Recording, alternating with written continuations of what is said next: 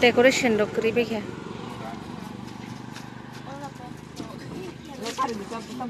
नों बायदि साबकाना सा अ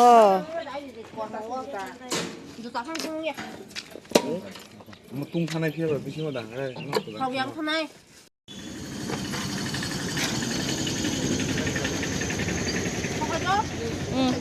टाटा टाटा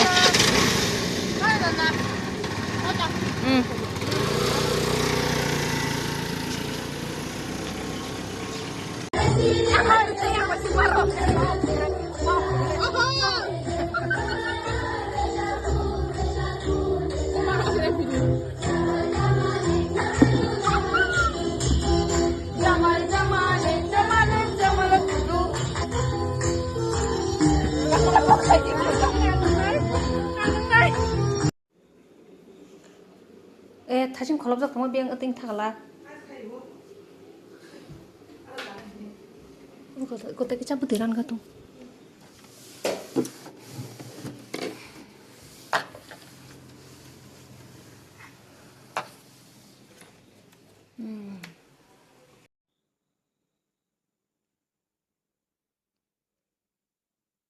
कपड़े बपड़े धोकर सूखने के लिए दे गई हूँ मैं।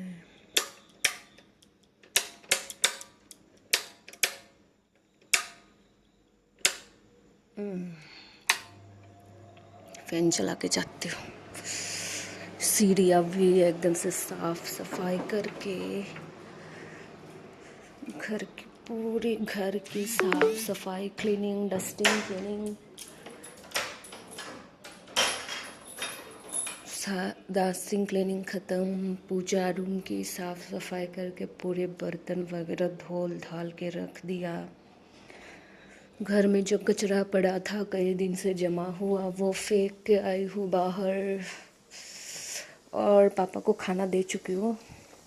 ये मेरे लिए बिना नमक के कॉलीफ्लावर बॉयल के साथ सादा।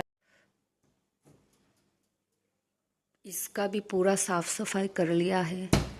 सारे नॉन वेज चीज़ें बाहर मतलब कि छोटी चाची के घर में दे आए हो। सारे नॉन वेज चीज़ें मतलब कि वही ना fermented fish and dry fish.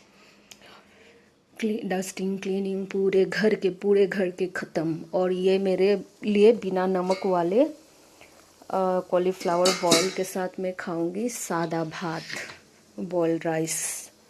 अभी खाना खा लेती हूँ। हाय चुकलो चुकलो। स्टोव मतलब ये जो गैस का स्टोव है सारे बर्तन एक एक करके एकदम से धो धा के पूरे मतलब पूजा ख़त्म होने तक कोई भी नॉन वेज चीज़ें घर में ऐसे नहीं रखना चाहिए। और बर्तन भी धोल के ही रखना चाहिए। इस वजह से सारे बर्तन धो लिए मतलब पूजा का प्रिपरेशन आज से ही शुरू हो चुका है। ये मैं खाना खा लेती हूँ और फिर वही चल रहा है। पूरे रूम की साफ़ सफाई मैंने अपने बेडशीट वगैरह भी चेंज कर लिया है क्योंकि आज यहीं पे सोना है मुझे। वैसे तो चटाई बिछा के नीचे सोना होता है लेकिन ठंड लग जाएगी फिर मैं व्रत कैसे रख पाऊँगी है ना। तबीयत का भी ख्याल रखना चाहिए। मुझे तो थोड़ी में ही ज़ुकाम लग जाता है फिर मेरा फीवर चढ़ जाता है। पूजा रूम की लाइट ऑफ कर देती हूँ। कल जो कपड़े पहनूंगी पवित्र कपड़े वो सारे मैंने धोल के रख दिया है। मतलब धोने के बाद बोला जाता है कि पवित्र हो जाता है। लेकिन ये सारे मैं धोलना भूल चुकी हूँ मतलब भूल गई हूँ। कल सुबह धोल दूँगी क्योंकि शाम से पूजा स्टार्ट होने वाले हैं। जो व्रत संकल्प लूँगी वो कपड़े धोल दिए हैं। बाकी धुले हुए कपड़े यहाँ पे रख दिया है। ये रेगुलर यूज़ का कपड़े है मेरे एंड हबी का। और मेरी रूम का तो मतलब बेडशीट पिलो कवर सारे चेंज कर लिया है धुले हुए मतलब चीज़ें। लेकिन इस रूम का ऐसे ही है। ये धुले भी ना धुले भी क्या ही फ़र्क पड़ता है। यहाँ तो रहने वाले हैं ही नहीं इस रूम में। जब गेस्ट आते तब चेंज कर दिया जाएगा बस। डबल मेहनत नहीं करनी तो इसको ऐसे ही रख दिया मैंने। और पूजा के टाइम में मैं कपड़े क्यों चेंज करती रहती हूँ बताती हूँ। खाना खाते खाते गप्पे करती हूँ आज, क्योंकि थोड़ी देर बाद 12 बज जाएगा, फिर मैं खा नहीं पाऊँगी। आज लेट से मैं डिनर कर रही हूँ क्योंकि कल पूरा दिन बिना खाए रहूँगी और काम काज में मैं इतना मगन मतलब बिज़ी थी ना। तो देखिए कि जैसे कि वो ब्रह्म मुहूर्त में उठ के मैं जो पूजा संकल्प लूँगी, जो कपड़े पहनकर वो वासे हो जाएंगे। फिर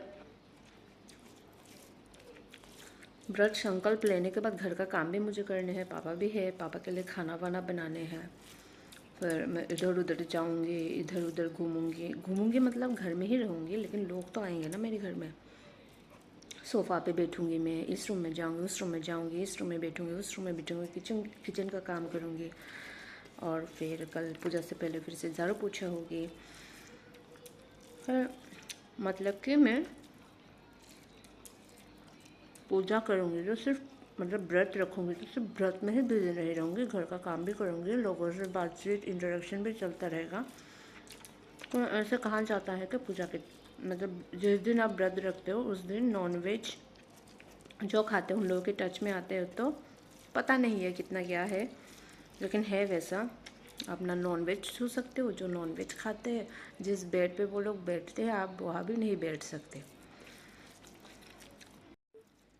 सो इस वजह से क्या होता है कि पूजा से पहले मैं फिर से नहा लेती हूँ। जितने प्रहर का पूजन होता है उतने प्रहर पूजन में मैं नहा लेती हूँ। नहाने के बाद नए धुले हुए पवित्र कपड़े ही पहन के पूजा में बैठती हूँ। और बीच में मेरा जप वगैरह चलता रहता है, मंत्र पाठ वगैरह चलता रहता है, वो पूजा रूम में ही होता है। फिर उसके बाद मेरे को फिर से पूजा रूम से बाहर आने होते हैं। तो घर का हम लोग तो नॉनवेज खाने वाले लोग हैं ना, तो घर का हर एक चीज़ तो आप शुद्ध नहीं कर सकते। तो इसी वजह से ऐसा है कि इस रूम में उस रूम में जाना पड़ जाता है। और फिर वही है, पवित्र कपड़े नहाती हूँ, फिर पवित्र कपड़े पहनती हूँ, फिर पूजा में बैठती हूँ, ऐसा चलता रहता है। फिर एक ही कपड़े में भी आप पूजा कर सकते हो, लेकिन आपके घर में कोई नॉनवेज खाने वाले ना हो, तब आप शुद्ध शाकाहारी हो तभी। बाकी लोगों का मान्यता है जो जिस तरीके से पूजा करते हैं, असल में तो मन को मतलब शुद्ध मन होना चाहिए, लेकिन वही है, अपने अपनी सोच पे है। Good night guys, good night. सबका व्रत संपन्न हो, मैं प्रे करती हूँ भगवान जी से। मतलब आज जिन्होंने व्रत रखने का मन बना लिया है उनका वो व्रत रख पाए एंड उन सब का व्रत संपन्न हो। ओम नमः शिवाय, ओम नमः शिवाय, ओम नमः शिवाय। शुभ रात्रि।